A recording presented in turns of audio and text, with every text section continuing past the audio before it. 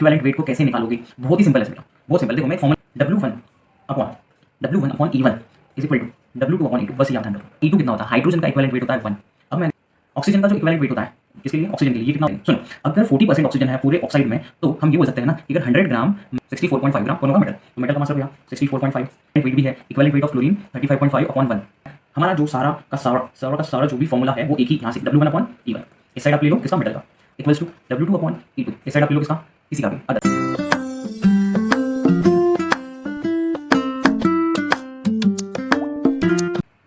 Hello बच्चों, कैसे हो आप सब? आई होप आप बहुत अच्छे होंगे।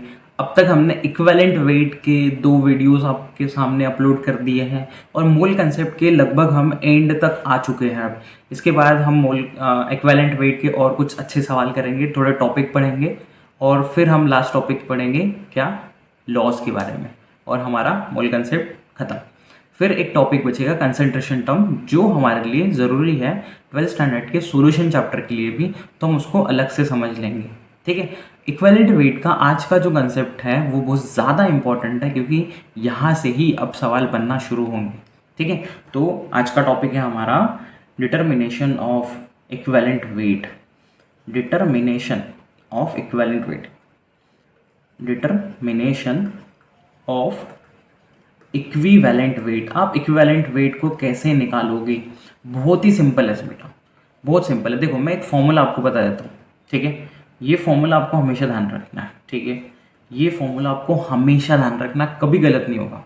ठीक है, क्वेश्चन देखना मेरे सामने, सॉल्व करेंगे हम लोग। W1/E1 is equal to W2/E2, बस ये आप ध्यान रखो। ठीक है, क्लियर? चल सुनो, अगर मैं विथ रिस्पेक्ट टू हाइड्रोजन निकाल रहा हूँ, मान लो हाइड्रोजन से रिलेटेड सवाल आ गया। ठीक है, विथ रिस्पेक्ट टू हाइड्रोजन निकाल रहा हूँ तो क्या लिखेंगे हम, W of metal upon equivalent weight of metal is equal to W of hydrogen upon equivalent weight of hydrogen. समझ में आया? ठीक है, समझ लो, क्वेश्चन को देखते हैं, क्वेश्चन लेते हैं। मान लो ऐसा क्वेश्चन दिया है कि 2.4 gram of metal combine with 0.2 gram of hydrogen. ठीक है, find equivalent weight of metal, ऐसा सवाल है हमारे पास। अब समझना इसको अच्छे से, ऐसे ही सवाल आएंगे, बेसिकली ऐसे ही सवाल आएंगे। अब इसका सॉल्यूशन देखो अच्छे से। आपको फॉर्मूला हमेशा ये ध्यान रखना है, W1/E1 is equal to W2/E2, बस कुछ भी हो जाए आपको ये फॉर्मूला ध्यान रखना है। इस साइड आप मेटल ले लो, इस साइड आप हाइड्रोजन ले लो, या कोई भी साइड आप ले लो, बस आपको ध्यान रखना हमेशा। तो मैं ये ले रहा हूँ मेटल की, ये ले रहा हूँ हाइड्रोजन की। तो मेटल का वेट कितना दिया है, 2.4। ठीक है, इक्विवेलेंट वेट मुझे निकालना है तो E1 लिख लेता हूँ या EM लिख लेता हूँ मैं, equivalent weight of metal. W2 मतलब हाइड्रोजन का 0.2 दिया है, और E2 कितना होता है, हाइड्रोजन का इक्विवेलेंट वेट होता है 1। अब मैं अगर इसको सॉल्व करूँ तो EM इज इक्वल टू यहाँ आ जाएगा 2.4/0.2, 2.4/0.2। तो ये हो जाएगा बेटा 24/2 मतलब 12, 24/2 मतलब 12। ये जो फॉर्मूला है ना बेटा, ये आपके लिए बहुत बहुत बहुत ज़्यादा ज़रूरी है, ये बहुत ज़्यादा ज़रूरी है।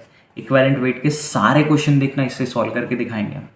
ठीक है, ठीक है, चलो अगर मान लो विथ रिस्पेक्ट टू ऑक्सीजन है, with respect to oxygen,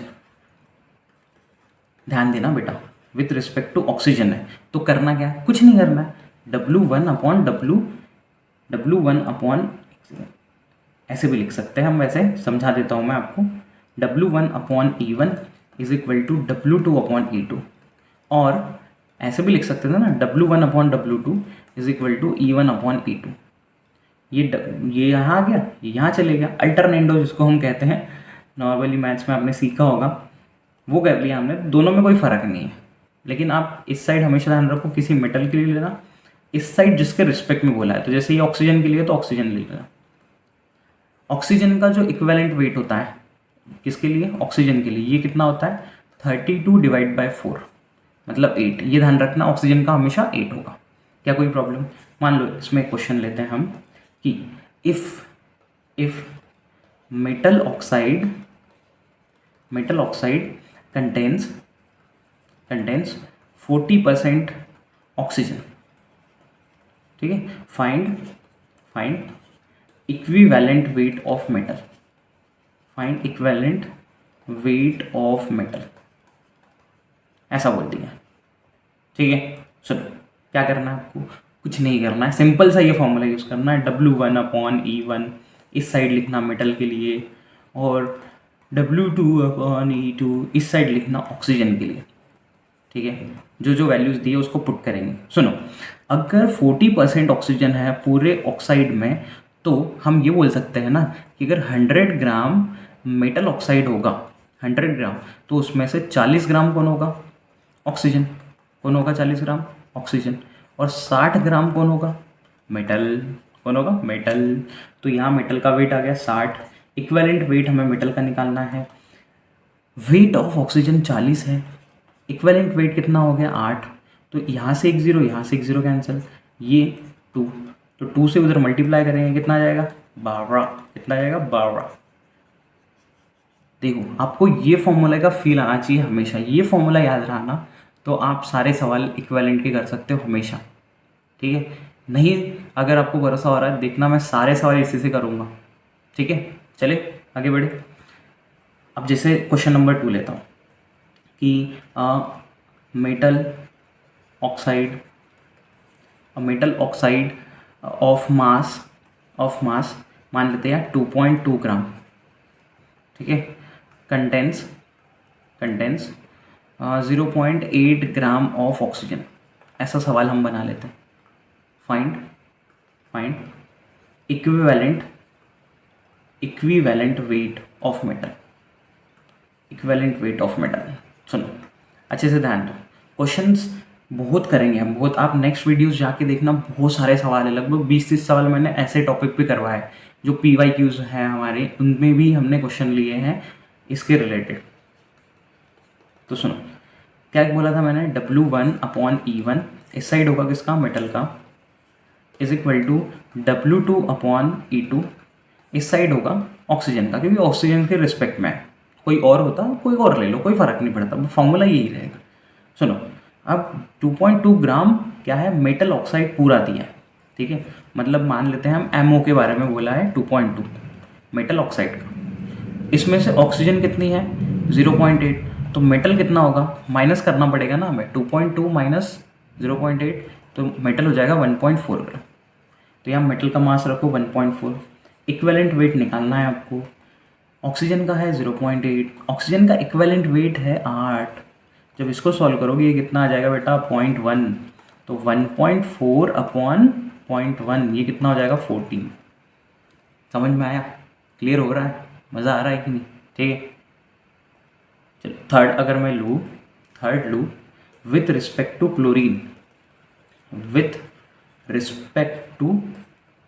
chlorine, ठीक है। ये चीज़ ध्यान देना, करना क्या हमें? एक ही फॉर्मूला लगाना है, W1/E1 इस साइड लिखेंगे हम मेटल का, और W2/E2 इस साइड लिखेंगे हम क्लोरीन का, बस, ठीक है।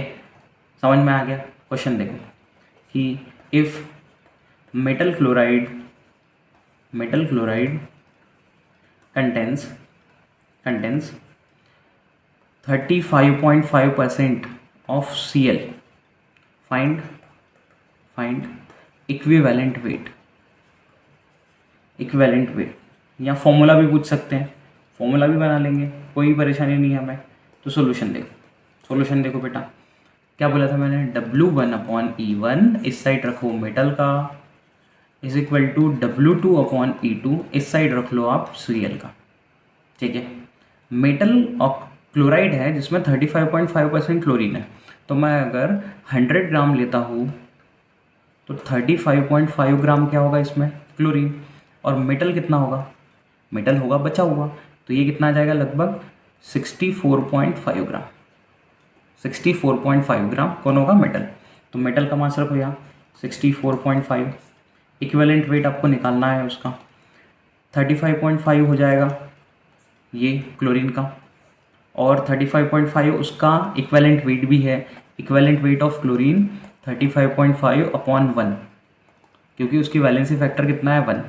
ये ध्यान रखना है आपको। ऑक्सीजन का 8, हाइड्रोजन का 1, क्लोरीन का 35.5, सिल्वर का 108। ये दोनों हो गए cancel. Equivalent weight of metal आ गया 64.5। क्या कोई प्रॉब्लम? समझ में आया? हमारा जो सारा का सारा जो भी फॉर्मूला है वो एक ही यहाँ से W1/E1। इस साइड आप ले लो किसका, मेटल का, इक्वल्स टू W2/E2। इस साइड आप ले लो किसका, किसी का भी अदर में कौन हो सकता है यहाँ पे, अदर में कौन हो सकता है, यहाँ हो सकता है hydrogen, oxygen, chlorine, any element, any. बस आपको ध्यान रखना है कि उसका इक्विवेलेंट मास आपको पता होना चाहिए। ठीक है? क्या कोई परेशानी इसमें आ रही है आपको? नहीं आ रही है? चलिए आगे बढ़े। तो चलिए अब इसमें हम एक लॉ को समझते हैं। जो लॉ हमें दिया हुआ है हमारे बुक्स में वो है Dulong's and Petit's law. Dulong's and Petit's law, ठीक है। डुलोंग्स, इसको अच्छे से लिखते हैं बेटा, Dulong's and Petit's law. Dulong's and Petit's law. अब ये लॉ क्या कहता है? देखो ये लॉ बहुत आसान है, बहुत सिंपल से सवाल आते हैं इसके ऊपर। डुलोंग्स एंड पेटेट्स लॉ ये कहता है कि atomic weight into specific heat. अब ये स्पेसिफिक वर्ड क्या होता है ये हम फिजिक्स में भी समझेंगे, थोड़ा थर्मोडायनामिक्स में समझेंगे। फिलहाल ये फॉर्मूला हम याद कर लेंगे कि atomic weight into specific heat is equal to 6.4। बस ये जो एटॉमिक वेट होगा ये अप्रॉक्सीमेट एटॉमिक वेट होगा, मतलब एक्यूरेट नहीं आने वाला, अप्रॉक्सीमेट एटॉमिक वेट होगा। ये चीज़ ध्यान रखना। तो आपको क्वेश्चन ही पूछेंगे कि what is approximate atomic wait, तो समझ जाना कि हाँ ये बात किसकी हो रही है, डुलोंग्स एंड पेटेट्स लॉ के रिलेटेड। ठीक है, approximate atomic wait. Specific heat का जो यूनिट चाहिए वो चाहिए डिग्री सेल्सियस कैलोरीज पर ग्राम। ये यूनिट चाहिए, नहीं है तो आपको कन्वर्ट करना पड़ेगा। और ये भी किस में होता है, डिग्री सेल्सियस कैलोरीज पर ग्राम। क्या कोई परेशानी इसमें? समझ में आया? ठीक है, फॉर्मूला याद हो गया। Atomic weight into specific heat is equal to 6.4। Approximate atomic weight चाहिए इनटू स्पेसिफिक हीट का यूनिट जो है वो ये होना चाहिए। ठीक है, यही दिया होगा क्वेश्चन में। और 6.4 एक नंबर आएगा जिसका भी यूनिट सेम रहेगा ये। चलिए आगे बढ़ सकते हैं। इस पे अब क्वेश्चन लेते हैं हम। देखो मैं एक डेटा लिख लेता हूँ यहाँ पे। पहला सवाल है हमारे पास कि स्पेसिफिक हीट ऑफ मेटल। पहला सवाल है स्पेसिफिक हीट ऑफ मेटल। हमें यहाँ दिया हुआ है 0.031 डिग्री सेल्सियस कैलोरीज पर ग्राम। इक्विवेलेंट वेट जो है, इट्स इक्विवेलेंट वेट, उसका जो इक्विवेलेंट वेट है वो है हमारे पास 103.6। कैलकुलेट एग्जैक्ट, अब देखो एग्जैक्ट बोला है, कैलकुलेट एग्जैक्ट एटॉमिक वेट। समझेंगे इसको अच्छे से, सभी बच्चे ध्यान दो। एग्जैक्ट एटॉमिक वेट निकालना है बेटा आपको, तो सॉल्यूशन में ध्यान दीजिए। According to Dulong and पेटिट्स law क्या होगा यहाँ पे, अप्रॉक्सीमेट एटॉमिक वेट इनटू कितना हम मल्टीप्लाई करेंगे, स्पेसिफिक हीट ये कितना आने वाला है, इक्वल टू 6.4। ठीक है, तो approximate atomic wait, specific heat कितना दिया हमें 0.031 इज इक्वल टू 6.4। अब जब मैं ये निकालूंगा अप्रॉक्सीमेट एटॉमिक वेट तो ये लगभग कितना आएगा, देखो हम पावर्स हटा देते हैं। यहाँ कितने नंबर है पावर, कितने नंबर है डेसिमल के अंदर, 3। तो मैं यहाँ 3 को बाहर निकालता हूँ, तो 6400 डिवाइडेड बाय ये आ जाएगा 31। ठीक है, लगभग कितना आ जाएगा ये बताओ। इसको अगर मैं डिवाइड करता हूँ तो ये जाएगा 207 के आसपास। कितना आ जाएगा ये, 207 के आसपास। 64 और ये अगर हम डिवाइड करते हैं तो अप्रॉक्सीमेट एटॉमिक वेट आ जाएगा 206.45। 206.45 आ रहा है, एग्जैक्ट इतना आ रहा है, ठीक है। ये अप्रॉक्सीमेट है। अब सुनो क्या करेंगे हम, वैलेंसी। ये बताओ मुझे, इसको ऐसे समझते हैं, इक्विवेलेंट वेट का फॉर्मूला क्या था? बोलो, इक्विवेलेंट वेट का फॉर्मूला क्या था? ये था molecular weight upon valency, n factor valency. अब वैलेंसी का फॉर्मूला बताओ क्या होगा? Molecular weight upon equivalent weight. Molecular weight approximate कितना आया हमारा एटॉमिक वेट? 206.45। इक्विवेलेंट वेट कितना है? 103.6। नियरली ये वैल्यू कितनी आ जाएगी? 2। नियरली ये वैल्यू कितनी आ जाएगी? 2। तो सुनो, अच्छे से समझो इसको। जब भी आपको एग्जैक्ट एटॉमिक वेट पूछा गया होगा तो आप पहले अप्रॉक्सीमेट निकालोगे। अप्रॉक्सीमेट से आप वैलेंसी निकालोगे, approximate divided by equivalent weight से, ठीक है। अब फिर एंड में आएंगे एग्जैक्ट वाले पे। Exact atomic weight is equal to given equivalent mass into valency. बस खत्म। गिवन कितना था? 103.6, वैलेंसी आ गई लगभग 2, तो ये आ जाएगा 207.2। 207.2 207.2। समझ में आया? ठीक है। क्वेश्चन को नोट कर लो अच्छे से, अगर कोई दिक्कत आती है तो ज़रूर पूछना। क्वेश्चन नंबर हम सेकंड पे आते हैं। देखो, लगभग 3-4 सवाल ले लेते हैं डुलोंग्स एंड पेटाइट्स पे कि दिक्कत ना आए हमें। सेकंड क्वेश्चन है कि a chloride of element contains 49.5% chlorine, ठीक है। 49.5% क्लोरीन, ये हमने मान दिया। स्पेसिफिक हीट जो दी है हमें, वो सवाल में है 0.064 डिग्री सेल्सियस कैलोरीज पर ग्राम। Calculate equivalent mass. क्या क्या पूछा है देखो, कैलकुलेट।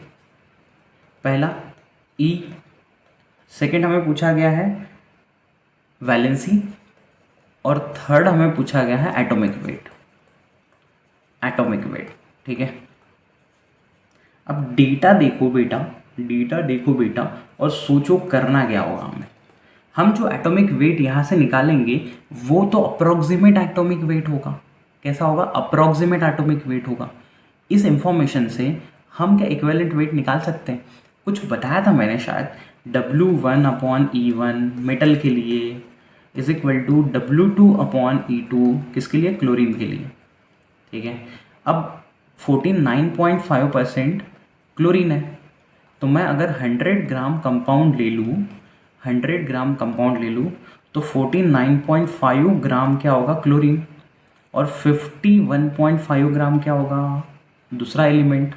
ये होगा क्लोरीन और दूसरा एलिमेंट होगा, मतलब हम मेटल मान लेते हैं। तो यहाँ आ जाएगा 51.5/E is equal to 49.5 equivalent weight of chlorine कितना होता है? 35.5। तो E की वैल्यू क्या आएगी? 35.5 इंटू 51.5/49.5। E कितना आएगा लगभग? E आ जाएगा 36.21। E आ गया हमारा 36.21। पहला हमने क्लियर कर लिया, पहला पड़ाव हमारा क्लियर हो गया। सेकेंड, अब एटॉमिक वैलेंसी कितनी आएगी?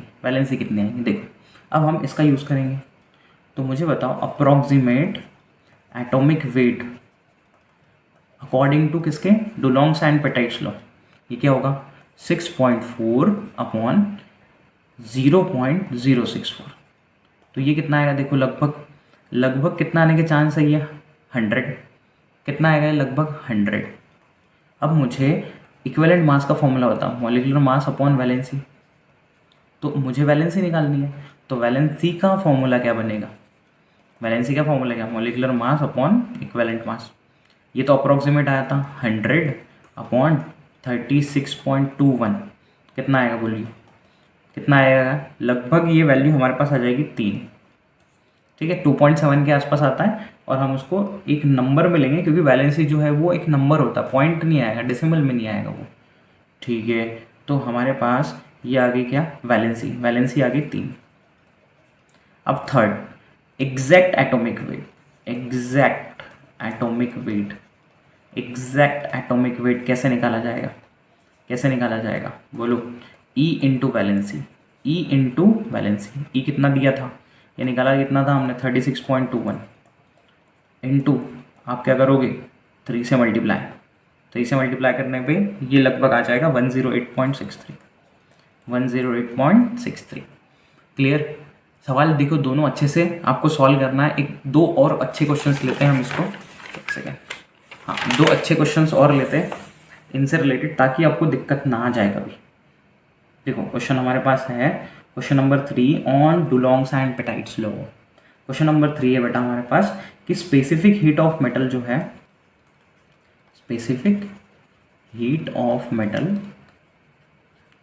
ये हमें दिया है 0.25 degree Celsius calories per gram. ठीक है, दिया है हमें। इक्विवेलेंट वेट हमें बोला है मेटल का, इक्विवेलेंट वेट ऑफ मेटल ये 12 दिया है। हमें एटॉमिक वेट निकालना है, करेक्ट एटॉमिक वेट, करेक्ट मतलब एग्जैक्ट एटॉमिक वेट निकालना है।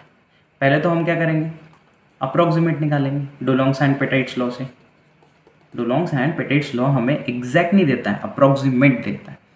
ठीक है, तो पहले आप बताओ अप्रॉक्सीमेट एटॉमिक वेट का फॉर्मूला क्या आएगा, क्या आएगा 6.4 upon specific heat, specific heat ये किसके अकॉर्डिंग है, डुलोंग्स एंड पेटाइट्स लॉ से। 6.4 अपॉन 0.25, ये 0.25 जो वैल्यू है ना बेटा आप 1/4 रख सकते हो, तो इसको मैंने रख लिया 6.4 अपॉन 1/4, तो 4 ऊपर चले जाएगा, ये कितना आ जाएगा लगभग 25.6, 25.6 ये आ गया अप्रॉक्सीमेट। अब मुझे बताओ इक्विवेलेंट वेट होता क्या था, मॉलिक्यूलर वेट अपॉन वैलेंसी। ठीक है, तो मैं वैलेंसी इज इक्वल टू क्या लिख सकता हूँ, molecular weight upon equivalent weight. Molecular wait कितना आया 25.6 और ये है इक्विवेलेंट वेट क्वेश्चन में दिया हमें 12, तो ये लगभग जो वैल्यू है वो कितनी आ जाएगी 2। अब मुझे निकालना है एग्जैक्ट एटॉमिक वेट या करेक्ट, एग्जैक्ट को हम करेक्ट भी बोल सकते हैं, करेक्ट एटॉमिक वेट क्या आएगा बोलो, क्या आएगा इक्विवेलेंट वेट इनटू वैलेंसी, ये आ जाएगा 24। ठीक है, प्रोसेस आई होप आपको समझ में आ रही है ये कैसे जाना है हमें हमेशा। आखिरी सवाल लेते हैं और इसमें प्रोसेस को समझते हैं। ठीक है, ध्यान रखना है बेटा आपको, सन्नाटे को चीरती हुई सनसनी आ रही है। क्वेश्चन नंबर 4, क्वेश्चन नंबर 4 है हमारे पास कि क्वेश्चन नंबर 4 है हमारे पास, एक सेकेंड, हाँ क्वेश्चन नंबर 4 लेते हैं हम कि specific heat is 0.31 degree Celsius calories per gram. ठीक है, and metal oxide contains 40% of oxygen by mass, find पहला इक्विवेलेंट वेट, सेकंड वैलेंसी और थर्ड निकालना है आपको एटॉमिक वेट। एटॉमिक वेट कौन सा, करेक्ट एग्जैक्ट वाला। चलो एक बार पॉज करके सब लोग ट्राई करो, एक बार पॉज करके ज़रूर से इसको ट्राई करना, तभी हम मानेंगे कि आपका कंसेप्ट बूस्ट हो गया। ठीक है, एक बार ट्राई करो जल्दी से, इसको पॉज कर लिया, ट्राई कर लिया। चलो ये जो 40% दिया है इससे हम निकालेंगे इक्विवेलेंट वेट, तो W1 अपॉन E1 किसके लिए, मेटल के लिए, equals to W2 upon E2 किसके लिए, ऑक्सीजन के लिए। तो मैंने कहा है हमेशा परसेंटेज का खेल समझ लो कि 100 ग्राम अगर कंपाउंड होगा तो उसमें 40% या 40 ग्राम जो है वो ऑक्सीजन है, तो बचा हुआ 60 ग्राम क्या होगा, मेटल। तो हम क्या लिखेंगे 60 divide by equivalent weight 40 divide by 8, तो इससे कैंसिल करेंगे तो यहाँ आ जाएगा 5, इक्विवेलेंट वेट आ जाएगा फिर 12। इक्विवेलेंट वेट तो ये हमें समझ गया। अब हम क्या करेंगे, क्या निकालेंगे, वैलेंसी। क्या निकालेंगे हम, वैलेंसी। वैलेंसी निकालने के लिए हमें निकालना पड़ेगा second thing approximate atomic wait. Approximate atomic weight कैसे निकालेंगे, डुलोंग्स एंड पिटेट्स लॉ से कितना आएगा 6.4 अपॉन 0.31। तो अगर मैं इसको सॉल्व करता हूँ तो ये ले लेता हूँ मैं 64 अपॉन ये इसका आ जाएगा 3.1 तो 64 अपॉन 3.1 ये लगभग कितना आ जाएगा, लगभग कितना आ जाएगा 21 के आसपास, कितना आ जाएगा ये 21 के आसपास, ठीक है। और वैलेंसी कितनी आएगी फिर, valency is equal to atomic weight upon equivalent weight, ये कितना आया 21 अपॉन 12, तो लगभग जो वैलेंसी है हमारी वो आ जाएगी 2, कितनी आ जाएगी 2। अब आपको थर्ड और लास्ट करना है एग्जैक्ट एटॉमिक वेट, क्या करना है, एग्जैक्ट एटॉमिक वेट क्या होगा E इंटू वैलेंसी, E कितना था हमारे पास में आया, कितना था E हमारा 12, एटॉमिक वेट कितना है, वैलेंसी कितनी आई थी 2, तो आ जाएगा 24, ठीक है। डुलोंग्स एंड पिटेट्स लॉ से रिलेटेड बहुत ही आसान सवाल आते हैं, कंसेप्ट देखो 3-4 सवाल मैंने करवा दिए, इनको बार बार प्रैक्टिस करना, देख लेना, इससे सवाल लगाने की कोशिश करना, दूसरे ज़रूर लगेंगे। और ये जो चीज़ थी हमारी ये रामबाण है, इसको बहुत ज़रूरी से ध्यान रखना है, ठीक है। अब नेक्स्ट वीडियो में हम बेहतरीन से सवाल करेंगे, इसके करीब से करीब 20 सवाल करेंगे हम अगले 2 वीडियोस में मिला के, तो इसको प्रैक्टिस करना है, 20 सवाल देखना, आप मज़ा आ जाएगा एकदम से, ठीक है, गर्दा उड़ा देंगे। चलो तब तक के लिए बाय बाय।